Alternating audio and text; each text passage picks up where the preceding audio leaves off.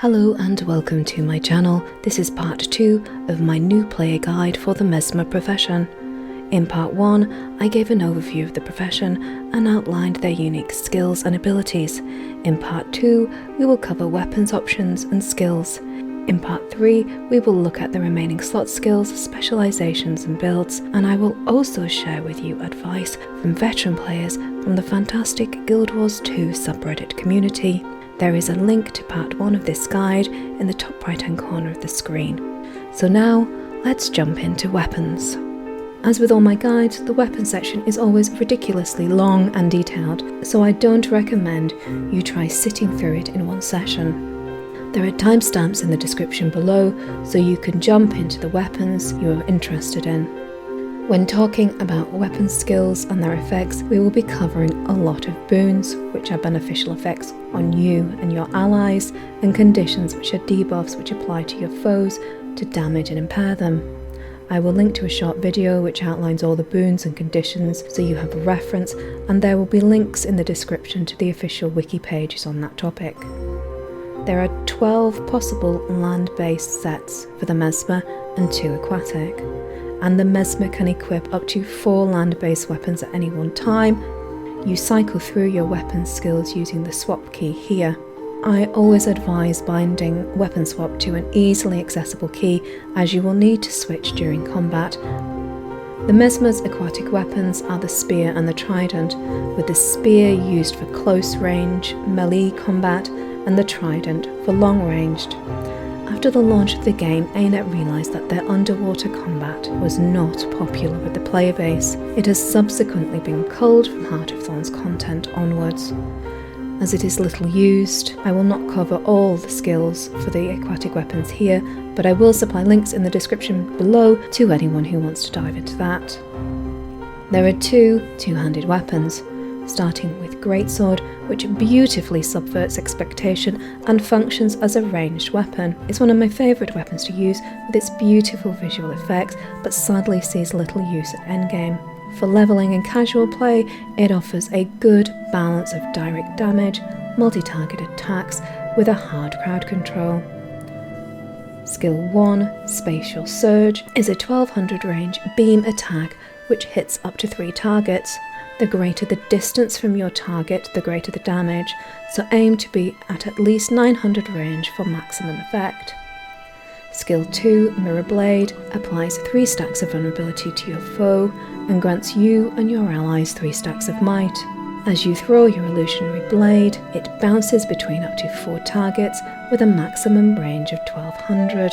At the location where the first enemy is hit, a clone is created which casts Spatial Surge. Skill 3, Mind Stab, thrusts your blade into the ground and an illusionary blade will appear at your target's location, hitting up to 5 foes. It also removes 1 boon from your target and inflicts flat damage. Skill 4, Phantasmal Berserker, deals direct damage to up to 5 targets with a range of 1200. It also creates a phantasm that uses Whirling Attack, which applies 1 second of cripple to your foe. Skill 5, Illusionary Wave, is a hard crowd control with a 450 range. It pushes back up to 5 enemies. Staff is good for condition builds and supplying boons to your allies. Like Greatsword, it sees limited use at endgame, which is again a real shame. It has an interesting chaos mechanic and good multi-target skills, as well as clone and phantom summoning. All staff skills have a maximum range of 1200. Skill 1, Winds of Chaos, bounce between up to 3 targets. It can apply 7 seconds of bleeding, 1 second of burning, and 5 seconds of vulnerability to a foe. It can also buff your allies with 2 seconds of Fury and 5 seconds of Might. Because it is a Chaos skill, these boons and conditions are randomized. This skill is also interesting because after it hits your target, it can either jump to another enemy, or if you and your allies are closer, it will jump to them and grant them boons. Skill 2, Phase Retreat, teleports you away from your target and creates a clone which casts Winds of Chaos. This skill cannot break stuns, but it can give you some much needed distance between you and your foe.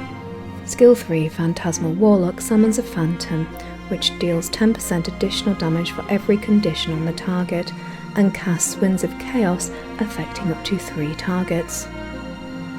Skill 4, Chaos Armor, which lasts for 5 seconds, grants random boons and conditions on yourself and your targets. The possible boons are Protection for 5 seconds, Regeneration for 2, and Swiftness for 5. The possible conditions are Weakness for 3 seconds, Confusion for 5, and Cripple for 3. Skill 5, Chaos Storm, pulses out random boons and conditions over its 5-second duration to up to 5 targets. The potential boons are Aegis, Retaliation and Swiftness, all for 3 seconds, and the potential conditions are Chill for 1 second, Poison for 4, and Weakness for 2. It can also pulse out a 1-second daze, so it has the potential to tick 5 times, each with a 1-second daze. There are 2 main hand weapons, and 5 weapons that can be used in the offhand.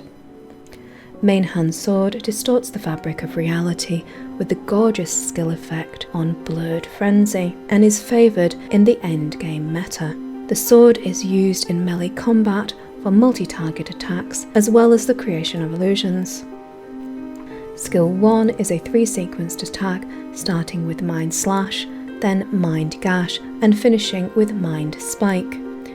Each attack deals direct damage to up to 3 targets in a range of 130, with Slash and Gash applying vulnerability for 5 seconds, and Spike ripping boons from your target, doing additional damage to foes with no boons.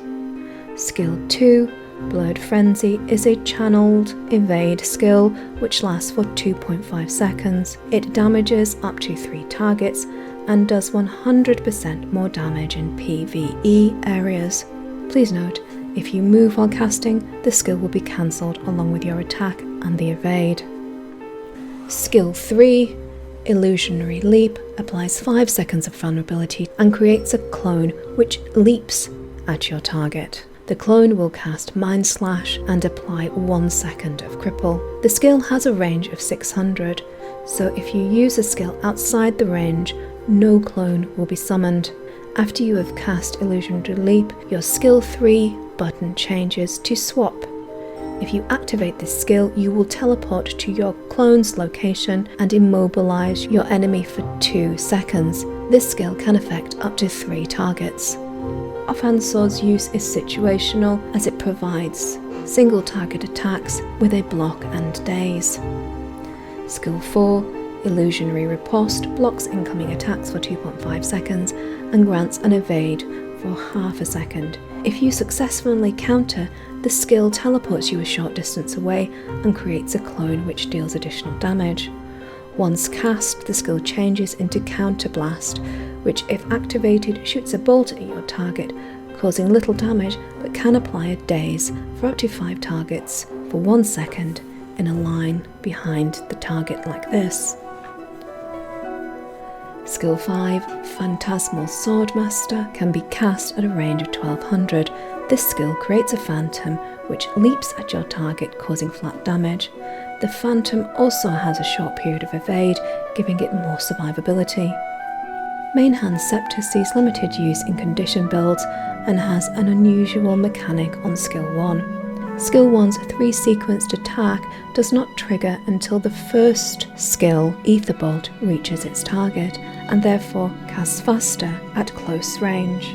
The sequence is Aether Bolt, Aether Blast, and Aether Clone. All the skills apply Torment on the target, which is a damage over time condition, with Bolt and Blast applying 1 Torment each. The Aether Clone skill also applies 2 stacks of Torment. If you already have 3 illusions active, this skill does not summon another to replace it, but applies another stack of Torment. Skill 2, Illusionary Counter, blocks all attacks for 2 seconds with a half a second evade. If your block is successful, you apply 5 stacks of Torment for 8 seconds and create a clone which casts Aetherbolt. Once the skill is active, the button changes to Counterspell, which can be cast to inflict 5 seconds of blindness on up to 5 targets.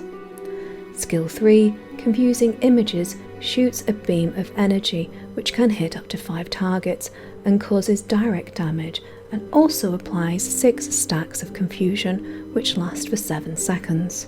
Offhand Pistol is brilliant for applying conditions with a strong phantom single burst attack skill.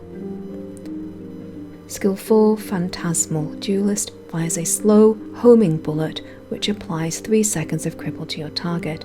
A phantasm is created each time you use the skill, which causes high burst damage. The phantasm will only use its skills when the target is in range, as once created, the illusion has a fixed location. Skill 5, Magic Bullet, lives up to its name. This one bullet can hit up to 4 targets. The first target struck is stunned for 2 seconds, the second is dazed for 2 seconds, the third is blinded for 5 seconds, and the fourth is inflicted with confusion for 5 seconds. Offhand Focus is used to great effect in World v World to hamper enemies' movements and give swiftness to your allies. Skill 4, Temporal Curtain, is a ground-targeted skill which creates a magical wall of energy. It grants 12 seconds of swiftness when you first run through the field, and if you run back through it again, it grants an additional second. When enemies run into the field, they are crippled for 5 seconds. The field lasts for 5 seconds, and there is no limit to the number of allies or enemies who can be affected by it. Once cast, the skill button changes, giving you access to Into the Void, which pulls enemies within a 600-yard range towards the wall. This skill can affect up to 5 targets. Skill 5, Phantasmal Ward, can be cast at a range of 1200 and creates a phantasm at the target's location. The illusion casts Whirling Defense, which deals direct damage and creates a protective bubble. Offhand Torch is a viable choice for PvE condition builds. It offers illusions which burn your target, a blind, and a stealth mechanic, as well as additional boons. Skill 4, the Prestige, when cast on a target, applies 5 seconds of blindness and 2 stacks of burning on up to 5 targets within a radius of 240. At the same time, you are put into stealth, which lasts for 3 seconds. The burn is applied at the end of the cast as a blast finisher. You do not need to be targeting an enemy to activate the stealth skill. Skill 5, Phantasmal Mage, creates a phantasm close to your location. This illusion then casts Backfire, which deals direct damage and applies 2 stacks of burning to your target, as well as granting you and your allies Fury for 3 seconds. Offhand Shield is only available to Heart of Thorns players, and you must have unlocked the Chronomancer Elite specialization and equipped it in your build to use the shield. It is used widely in many endgame builds and in all game types. The shield is great for generating quickness and stunning your foes.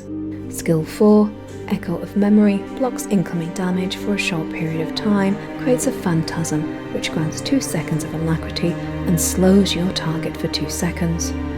You will also gain a buff called Echo of Time after a successful block, which allows you to cast Deja Vu. This makes it possible for you to use Echo of Memory a second time, subverting the skill's long cooldown. Skill 5, Tide of Times, sends a wall of temporal energy directly in front of you. This wave damages all foes it touches and stops them for 1 second. Stop being a control effect very similar to stun. It also blocks missiles and returns to your location. Allies it passes through gain 1.5 seconds of quickness, and touching the returning wave recharges your skills. It is good to note that you can move around after releasing the wave, which will orientate itself to intercept you. Whilst you are leveling and learning the profession, I recommend not worrying about endgame meta builds and just experiment and enjoy the Mesmer's wide variety of weapon options. for casual gaming, even at max level, simply use the skills and weapons you enjoy. It's only once you've built your confidence and are wanting to do more challenging group content that you should look into tactics, builds and gearing and optimal skill rotations. So that's the end of part 2 of my guide. For any who managed to get to the end, you may be suffering from confusion and weakness, but you have just gained +5 toughness. So congratulations for that. In part 3, we will cover slot skills, specializations and builds, as well as giving you budding illusionists some brilliant advice from veteran players from the Guild Wars 2 subreddit community. Let me know in the comments below what other guides you would like to see on the channel, and I will do my best to make it happen. If you are thinking of joining the Guild Wars 2 community, there are referral links below to both the free-to-play game and the Heart of Thorns expansion, which thanks to ArenaNet now helps support my channel. Please give this video a thumbs up if you liked it and a thumbs down if you didn't. And as always, thanks for watching.